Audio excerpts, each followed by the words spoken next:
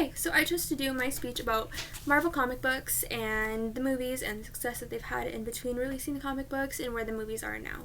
So Marvel comic books and movies have taken the superhero world on by storm.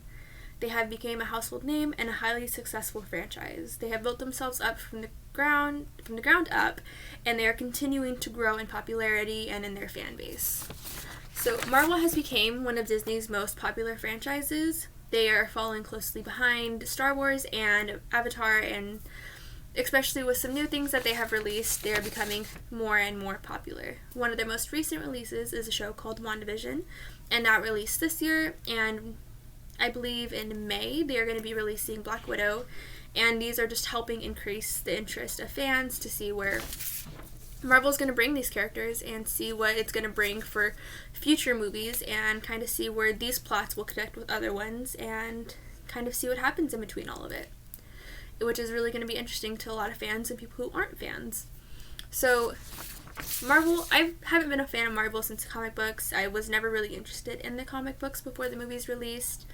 It was when Iron Man released in 2008 that I really became a fan. Something about it really interested me, and I really enjoyed it. And I've continued to enjoy these films since then. Up until now, I'm still a really big fan.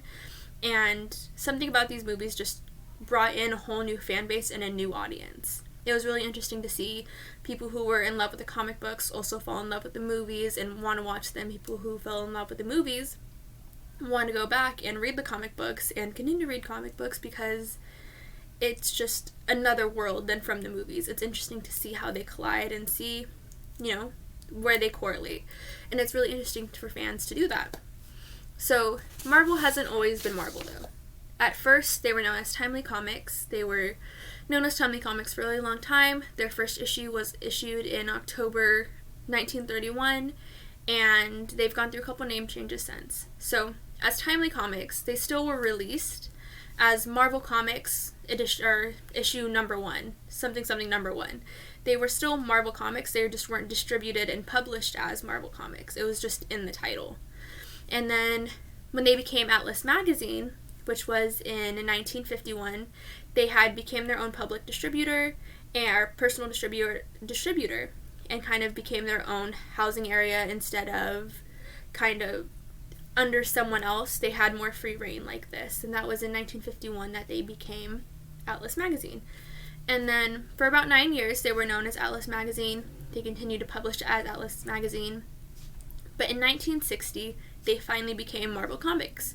So they were Marvel Comics releasing Marvel comic books. And that was really interesting for them. They finally had their set name. They finally had something that has stuck around since then and became a household name. And that was around the time that DC had started up. DC being another comic book brand that releases superheroes, and they were rivals. They continue to be rivals to this day. And someone that really helped kind of make Marvel stand out from DC Comics and give it a different light was Stan Lee. Stan Lee is known as the father of Marvel. He was a writer and editor since 1942. He recently passed in the past 2 years, I believe. 3 years. He passed away in 2018. And he brought life to these comic books. He helped bring the movies around. He helped people relate and connect to these films and the comic books too. Even when he was a writer and an editor, he wanted to give something to people to relate to connect to. He wanted kids to look at this and be like, oh, I was brought up like that too. I see things like this too. I can connect with this superhero. I see myself in this hero. And he wanted that. Stan Lee wanted people to feel connected and involved in these superheroes' lives. He wanted people to relate to them. And I think that's really important. For a franchise to be successful, you have to be relatable. And that's what he did.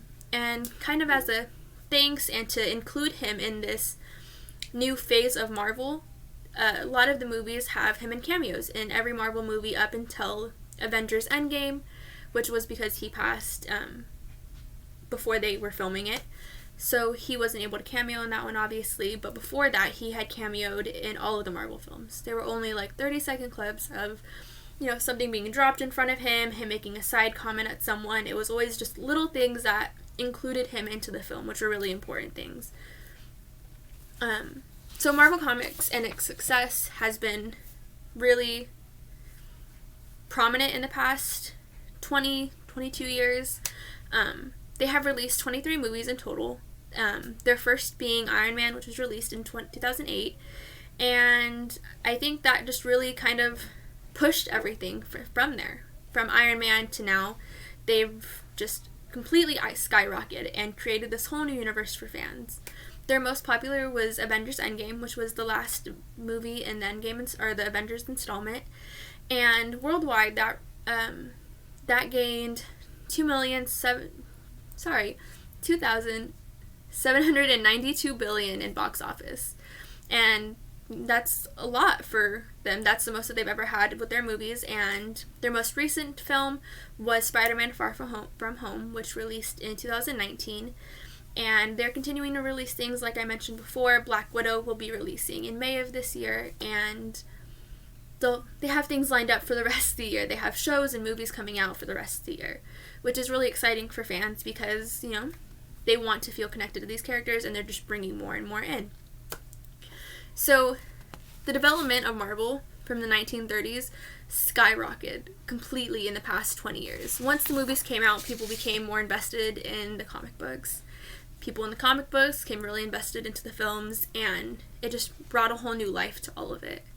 Stan Lee was an unforgettable member of the Marvel family. He just did so much to make people just feel connected to his films and want to be involved in these films, want to be involved in this fan base.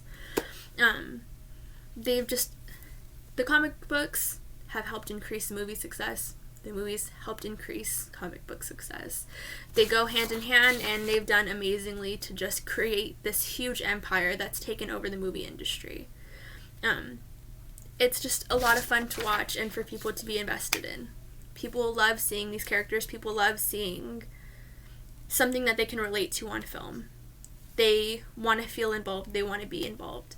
And Marvel has just continued to do that. They've continued to connect and relate to people and given the people what they wanted, and it has majorly helped their success because it gives you just a glimpse of superhero life, and who wouldn't want to see that?